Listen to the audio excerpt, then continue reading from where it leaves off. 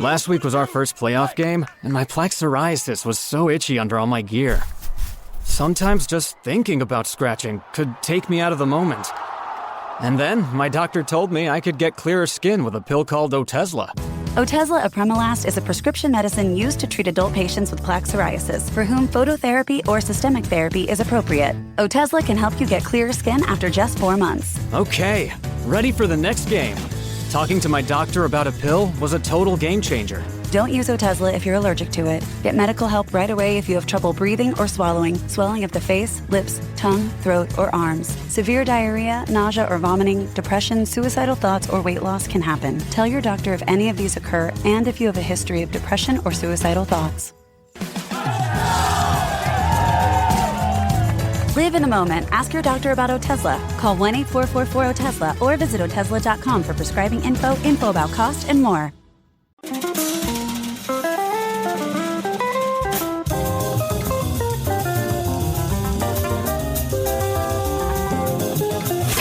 It's The Other Side of Midnight with Frank Morano.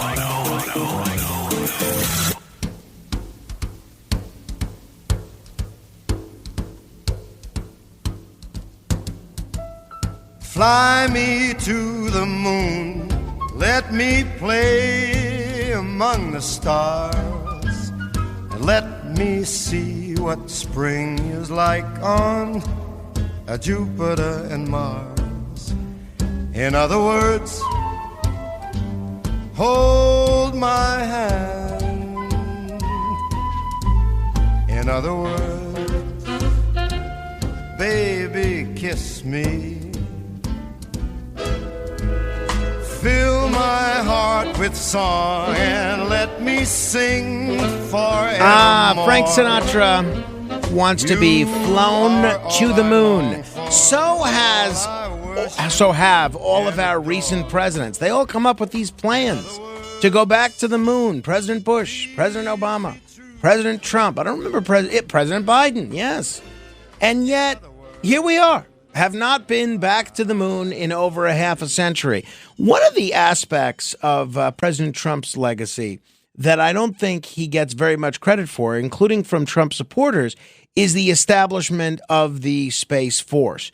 What is space going to look like in the next Trump administration, particularly given his closeness with Elon Musk, who's got the biggest private sector space company around? These are a few of the questions that we are going to pose to Mark Whittington. Mark Whittington is the author of Why Is It So Hard to Go Back to the Moon, as well as The Moon, Mars, and Beyond, and most recently, Why Is America Going Back to the Moon? He's a blogger on all sorts of space issues and had a terrific op-ed in The Hill on this subject. Mark, thanks for joining me on the radio. It's good to talk to you. I'm pleased to be here. Thanks for having me. Mark, before we get into your column regarding Trump and NASA, let me ask you about what the subject of your book is. Why is it so hard to go back to the moon? It seemed like from 1969 to 1973, we were going there all the time, and we just haven't been back there since. It almost became routine. I asked a NASA astronaut the other day about this. I'm curious as to your answer. Well, partly it's been bad politics. Now, the Apollo program launched 6 successful moon landings between 69 and 72. And part of it had to do with President Kennedy's mandate. Man to the moon by the end of the 60s. And that, of course, was achieved at Apollo 11. However, there were a lot of people at the time who thought that, okay, we've been to the moon. We've got a lot of other problems here on Earth, poverty, environmental degradation, the war in Vietnam, and so on. So we stopped going to the moon, and despite 2 presidents named George Bush trying to restart it, we haven't been back since. Now, President Trump, on the other hand, seems to have enjoyed at least a confluence of various factors, plus, of course, his winning personality. And it looks like we are going to go back to the moon in the next few years. Well, so how can that be? How could, I think every president was sincere in wanting to go back. How is it that you think Trump is going to be successful, whereas all these other presidents have failed? Well, partly it's because commercial space has really taken off. Started during the Obama administration and has really accelerated. And that has decreased the cost of space travel quite a bit. Elon Musk, who is now the once and future president's best buddy, has really revolutionized the space launch industry. You know, the Falcon 9 and the Falcon Heavy has reduced the cost of launching things into space by orders of magnitude. And of course, he's working on this big, gigantic, super Starship rocket, partly because he, dreams of founding a settlement on Mars. However, also a version of this will be the human launch system, which will be the lunar module writ large that will actually take American and probably some allied foreign astronauts back to the moon in a few years. You, in your piece, you get into some of the shakeup that may be coming to NASA. You note the appointment of Jared Isaacman as the NASA administrator. What unique qualifications do you believe that he brings to the role, and do you foresee challenges in his ability to navigate the bureaucracy of NASA and its relationship with Congress? Well, being a commercial space guy, Isaacman knows how to think outside the box. Traditionally, a NASA administrator has been a former astronaut, an aerospace executive, and is kind of wedded to doing the way things are done. Now, a few years ago, Trump's first NASA administrator, Jim Bridenstine, had been a member of Congress and was a big supporter of commercial space. And he was the one who got Project Artemis, our current effort to go back to the moon and eventually onto Mars, off the ground. And actually was instrumental in persuading the Biden administration to carry on with it. Now, Isaacman, of course, has also actually flown into space as a private commercial astronaut. First with the Inspiration 4 mission that raised a whole bunch of money for the St. Jude's Children's Cancer Hospital, and the most recent Polaris Dawn mission, which flew higher than any astronauts have since Apollo 17, and executed the first private spacewalk. So, and he will definitely have some outside-the-box ideas. And I think, of course, Trump really wants to jumpstart things and get things rolling again because he wants to see some big space successes in his administration because, of course, Mr. Trump, being the modest man that he is, would like to be his second term associated. Right. Yeah. Let's say a moon landing or even something going to Mars. Right. So let's talk about the moon and Mars. Given the logistical and technological hurdles, how realistic is the goal of sending humans to both the moon and Mars by 2028? And do you believe that timeline sacrifices any scientific rigor for political or symbolic wins? I think it's very likely we'll see people on the moon by 2028. Wow. Barring, something unexpected. Mars, I know that Elon Musk has said that he was going to send Starship uncrewed to Mars in 2026 and then start sending people in 2028. I would not bet against Elon doing this eventually, but he also has a habit of being optimistic as far as his schedules go. While you argue consolidation could increase efficiency at NASA, How would you address the political fallout from closing major centers like the ones that you write about, particularly in terms of jobs lost and the local economies that are affected by things like the Goddard Center or Ames? I think that's probably not something that's going to happen. However, I do think some kind of organizational setup in which each NASA center does something unique and there's not any, shall we say, overlap could be accomplished. Plus the fact they could also use some of these NASA centers as a center for commercial development. The Johnson Space Center, for instance, has a lot of new private space companies cropping up all around it. Intuitive Machines, for instance, which is one of the private companies is landing uncrewed robotic probes on the moon.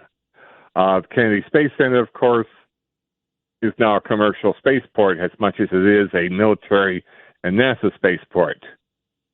So I can see that happening. I don't see NASA centers closing. The political fallout would just be too great, as far as I'm concerned. This podcast is supported by Progressive, a leader in RV insurance. RVs are for sharing adventures with family, friends, and even your pets. So if you bring your cats and dogs along for the ride, you'll want Progressive RV insurance. They protect your cats and dogs like family by offering up to $1,000 in optional coverage for vet bills in case of an RV accident, making it a great companion for the responsible pet owner who loves to travel. See Progressive's other benefits and more when you quote RV insurance at Progressive.com today. Progressive Casualty Insurance Company and Affiliates. Pet injury is an additional coverage and subject to policy terms. Your snacking routine can get a little dull. Time for an Oikos remix. Like a crunchy storm of sea salt praline pretzels, dark chocolate, and butter toffee, showering down into a smooth, creamy yogurt. Enjoy 3 Oikos Remix varieties with epic mix-ins and 11 grams of complete protein per 4.5-ounce serving. See remixyogurt.com. In terms of NASA's headquarters, how would relocating NASA's headquarters from Washington, D.C. accomplish, well, why should they be relocated? Let's start with that. Why should their headquarters be relocated? I don't think they should, because one of the mandates of a NASA administrator and his staff is interacting with the White House and especially Congress. So there has to be at least something located in Washington. Okay, plus the fact if you relocate some of NASA headquarters to some other NASA center, you are going to spark a fight over which NASA center gets it. I mean, already Ron DeSantis, the governor of Florida, says, great idea, send it to the Kennedy Space Center. And I suspect, for instance, Texas Governor Greg Abbott would have a different idea, Johnson Space Center, and so on. So let's talk about Artemis. You advocate for making Artemis more efficient. Can you provide specific examples of how that would work and what you'd like to see happen? Well, the one thing that is really holding back Artemis right now is the Space Launch System, the big giant rocket that had its genesis way back at the beginning of the Obama administration, when then President Obama canceled George W. Bush's attempt to go back to the moon, Project Constellation. This caused an uproar in Congress, and so as part of the compromise, Congress was able to mandate the creation of this big giant rocket. Supposedly it was going to be simple and easy to build because it would be basically of all space shuttle legacy parts. Turned out not to be true. It's cost tens of billions of dollars. It's years behind schedule, and it's so costly. It will only launch maybe once every 2 years, every 3 years. Can't do a return to the moon program, particularly if you want a lunar base, depending on that. My idea would be to try to replace the space launch system with a more commercial approach. Starship, for instance, Falcon Heavy might be part of it. As a matter of fact, even as we're speaking, Blue Origin is attempting to launch their New Glenn. New Glenn is as a matter of fact, it's 21 minutes and counting, and they just may pull it off this time. I'm watching it on my TV even as we speak. So what may happen, since they have the hardware built already, Artemis 2, which is basically a loop around the moon, kind of the Artemis equivalent of Apollo 8, and Artemis 3, the first moon landing, may use the Space Launch System, and that'll give them time to do a more robust commercial approach.